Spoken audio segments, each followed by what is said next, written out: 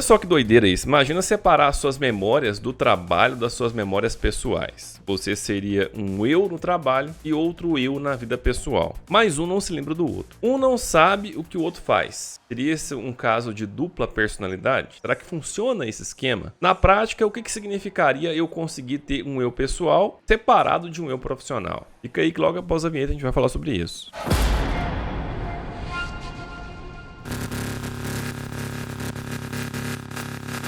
Fala gente, Márcio aqui do Antessalas Cinema e Vídeo. Hoje a gente conversa sobre a série sensação da Apple TV chamada Ruptura. A série foi criada por Dan Erickson e é produzida e dirigida por Ben Stiller. Ruptura conta a história de Mark Scout, interpretado por Adam Scott. Após perder a esposa num trágico acidente, ele não conseguiu superar a perda dela. Para aliviar o seu sofrimento, ele aceita um trabalho na empresa chamada Lumon. Porém, o trabalho exige a total separação entre o seu lado pessoal e o seu lado profissional. A sua mente vai ser dividida em duas. Assim, enquanto ele está no trabalho, o Mark não sabe quem ele é na vida pessoal, quem são seus amigos, familiares e até quais são seus hobbies. Quando ele está em casa, ele não faz ideia de quais são as suas tarefas na empresa e nem quem são os seus colegas de trabalho. Essa divisão da mente é apresentada como uma forma equivocada de melhora na qualidade da vida. Para garantir essa separação, a pessoa passa por uma cirurgia na cabeça, no qual é colocado um chip em sua mente. O chip vai fazer a separação entre o seu eu profissional e o eu pessoal, um processo que é tido como irreversível.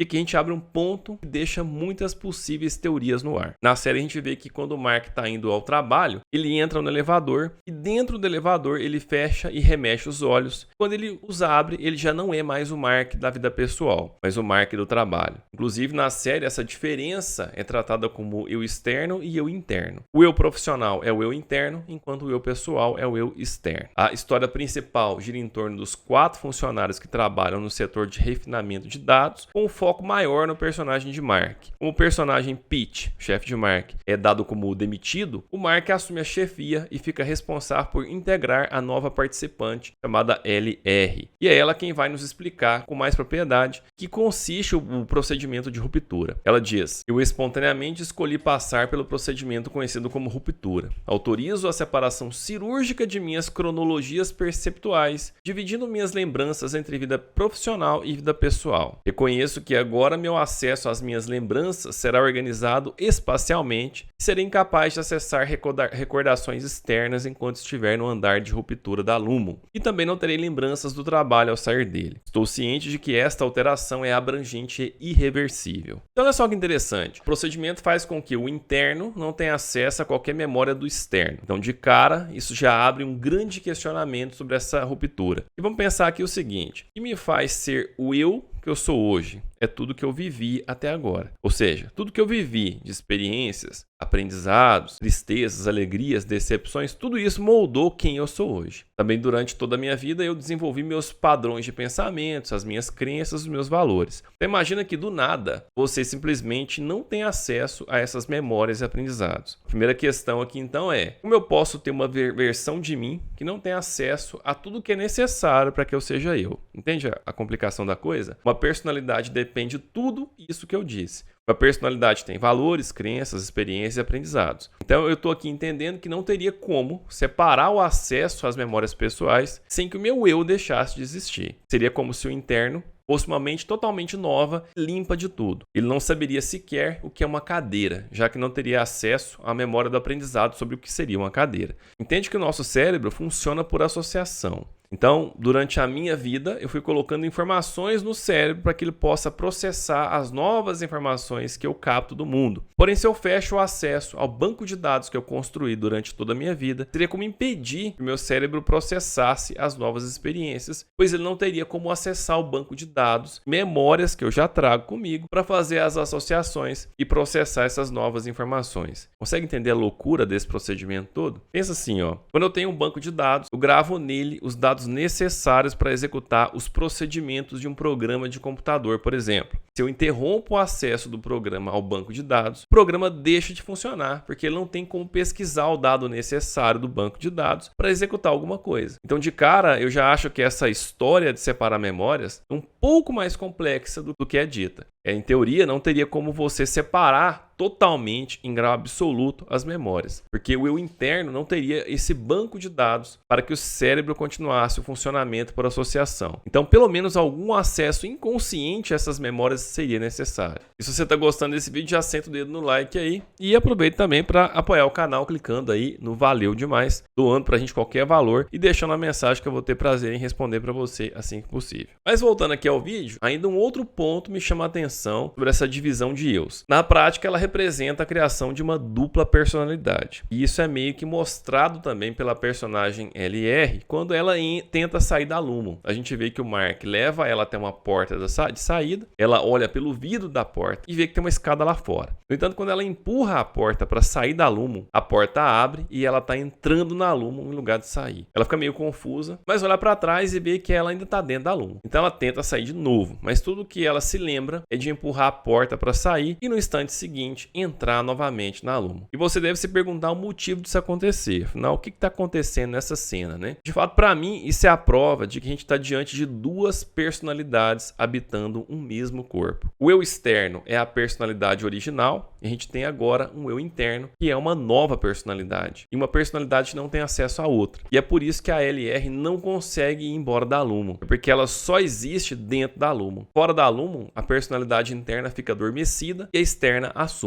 Entende a pegadinha? Assim que ela sai pela porta, a personalidade externa assume o controle e, por óbvio, a personalidade interna fica offline. E o que acontece nessa cena é que o eu externo volta a entrar na Lumon e, como a personalidade externa não existe dentro da Lumon, a personalidade interna novamente assume o controle, deixando o eu externo adormecido. Então, na prática, é como se o eu interno nunca tivesse saído da Lumon. E é por isso que ela tenta sair, mas ela sempre volta. E aí fica essa bagunça, né? Quando ela sai, ela apaga, o externo assume, entra de novo, ela assume, aí ela sai, apaga, o eu externo assume, entra de novo e ela assume. Para ela é como se ela nunca tivesse saído da Lumon. O engraçado de imaginar isso é o seguinte: imagine que você passe por um procedimento de ruptura. Você vai ao trabalho, mas você nunca sabe de nada que acontece lá. Você se lembra de chegar na empresa, dar uma piscadinha e bum, o dia já foi. Você já está indo embora para sua casa de novo. Da mesma forma, o seu eu interno inicia o dia de trabalho e ao final do dia ele pisca e bum, já está começando um novo dia de trabalho. É como se você nunca tivesse vivido a outra parte do dia. Partindo do conceito geral de que trabalho é algo ruim, penoso e cansativo, é como se o seu eu externo vivesse apenas a parte boa da vida. Você levanta todos os dias, toma o seu café, pega seu carro e vai para o trabalho. Você entra no elevador e segundos depois de piscar os olhos, você está saindo do prédio em direção ao seu carro para ir embora. É como se a sua vida não existisse no período em que você está no trabalho. E da mesma forma, o seu eu interno vai viver dessa mesma maneira. Ele acorda descendo pelo elevador, trabalha o dia todo e termina subindo pelo elevador. Mas mal ele pisca os olhos, o elevador já está descendo de novo. É como se o seu eu interno vivesse um looping onde tudo se repete constantemente. Ele não descansa, ele não dorme, ele não faz nada, ele só trabalha. Ele sequer tem tempo para fazer qualquer outra coisa. Olha só que loucura tudo isso. Já imaginou você vivendo dia após dia dentro de uma empresa que nem janela tem? O seu dia começa no elevador, você termina ele no elevador, mal pisca e está começando tudo de novo. Você nem dormiu, não descansou, não fez nada. Você vive para trabalhar. Essa é a visão dos internos. E os principais acontecimentos da série levam em conta os 4 personagens principais que trabalham no departamento de refinamento de dados. Nesse setor, o chefe é o Mark, interpretado por Adam Scott, como falamos. O externo de Mark é um personagem atormentado pela perda da esposa Gemma. A LR é interpretada por Britt Lower. A sua entrada na Lumon não é explicada nos episódios iniciais, a gente só vai entender isso mais pro final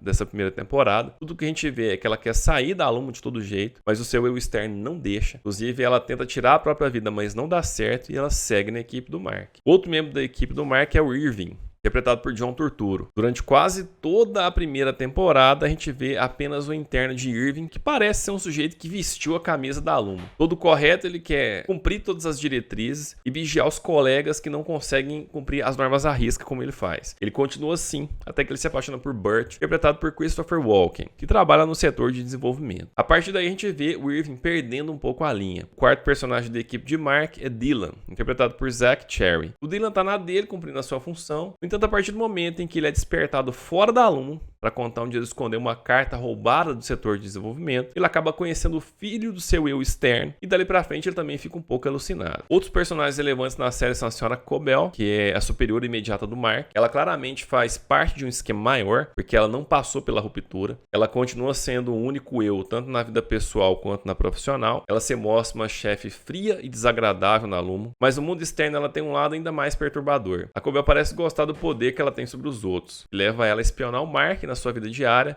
como se fosse uma vizinha amigável dele. Ela até se infiltra entre os seus entes queridos, se passando por enfermeira para se aproximar da irmã do Mark. Isso solidifica a sua necessidade grosseira de controle e faz ela parecer uma pessoa muito perigosa. Ou é isso, ou ela está num plano maior de espionagem ou controle sobre Mark. Não sei qual certo desses dois, mas uma coisa assim está acontecendo. Das diversas teorias sobre o que ruptura é, uma delas fala sobre um experimento. Então, de certa maneira, a Cobell está meio que de olho em todas as facetas desse possível experimento. A gente tem ainda o Sr. Milchick, que também claramente não passou pelo processo de ruptura. Agindo de forma rigorosa, ele assume uma personalidade falsa, fingindo ser uma pessoa muito agradável e acolhedora. E aqui uma coisa já fica meio certa pra mim. Uma vez que tanto o Sr. Milchick quanto a Sra. Cobell não passaram pela ruptura e trabalham na Lumon, meio que fica claro que a turma do Mark, de fato, parece ser algum tipo de experimento. Porque se eu posso ter pessoas lá, trabalhando pelo modo tradicional, qual seria a explicação para ter outras pessoas tendo que passar por ruptura? Essa simples constatação, pra mim, já é suficiente para comprovar que a Lumon faz algum tipo de experimento com o grupo de Mark. Mas ainda sobre os personagens, a gente tem um Pete, que foi pouco explorado na série. Pete é o ex-chefe do Mark. Na verdade, ele não foi demitido da Lumon. Pelo que é dito na série, o Pete conseguiu reverter o processo irreversível da ruptura. O que não fica claro é se ele integrou os dois eus ou se o eu interno foi simplesmente excluído. Pete vive meio perdido de um lado para o outro, aparentemente enlouquecido, e acaba morto sem que fique explicado o que ele sabia sobre a Lumon ou o que ele estava buscando. Inclusive, quando o Mark vai trocar as fotos do porta-retratos do trabalho para incluir a LR e excluir o Pete, ele descobre que o interno Pete tinha um mapa da Lumon. Ainda ao lado do Mark, externo, a gente tem Devon, a irmã do Mark, e o marido dela, seu cunhado Rick. Essa primeira temporada, a série tem 9 episódios. A história parece acontecer de uma maneira um pouco lenta, mas os eventos vão se envolvendo de uma forma que a gente não quer parar de assistir. A gente fica doido para entender o que está acontecendo ali. Inclusive, uma das maiores questões, além de tentar entender o que se passa com os personagens do grupo de Mark, é entender o que é o trabalho feito por eles naquele setor. Já que a gente vê que eles ficam juntando números, arquivando esses números em umas caixinhas, né? O que seria isso? E uma outra questão interessante também é sobre um quarto dos cabritos que aparece na série. Em um passeio de Mark e LR, eles descobrem um quarto com um sujeito cuidando de uns cabritos, e isso também fica meio sem sentido, não fica muito explicado, né? Outro ponto interessante é que a tecnologia da Lumon parece antiga. Os computadores são antigos e essa questão da tecnologia também é algo que a gente fica meio sem entender. E se você ainda não assistiu Ruptura, eu recomendo fortemente que você assista. Inclusive, por ser uma série com tanta coisa para ser explorada, certamente eu vou trazer mais vídeos para discutir essa série. Então, se você ainda não assistiu, corre lá e assiste, porque eu garanto que vale demais a pena. Bom, gente, vou ficando por aqui. Espero que você tenha gostado desse vídeo. Se gostou, já sabe, né? Se inscreve no canal, ativa as notificações, compartilha o vídeo, deixa aí seu comentário, me fala o que você achou dessa análise. Se quiser ver algum conteúdo meu aí, só pesquisar Antessala Cinema e Vídeo, seguido do nome do filme ou série. E se você não achar, me conta nos comentários que eu me organizo para trazer para você a análise desse conteúdo que você quer ver analisado aqui no Antessala, beleza? Se você ficou até aqui, meu muito obrigado pela sua audiência, um grande abraço e até o próximo vídeo.